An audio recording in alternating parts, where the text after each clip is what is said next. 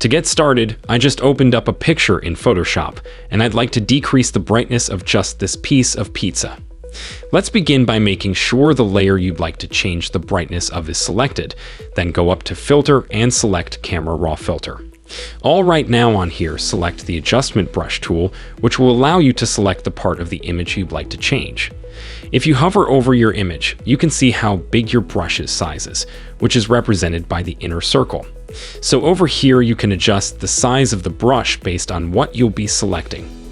On the other hand, the outer circle of the brush shows how big the brush's feather is. You can change the feather size by clicking the drop-down arrow next to size, and then adjust the feather slider based on how much you want your selection to fade. Okay, once you have your brush set up, down here, you'll see a slider for the exposure, which we'll be using to darken our selection. Drag the slider to the left, and then simply drag over the part of the selection you'd like to darken.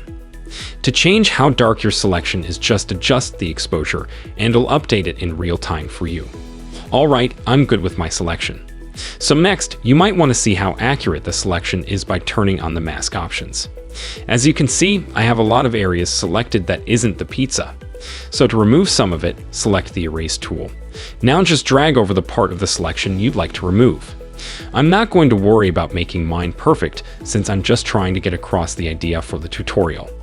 When you're satisfied with your selection, uncheck Mask Options to see the result. I think this is looking fine. So to confirm my change, I'll just hit OK. Alright, and that's it for this tutorial. Thanks for watching, and see you next time. If this video helpful to learn quickly, hit the like button, and also don't forget to subscribe to our channel and hit the bell icon. Then you won't miss any upcoming tutorials.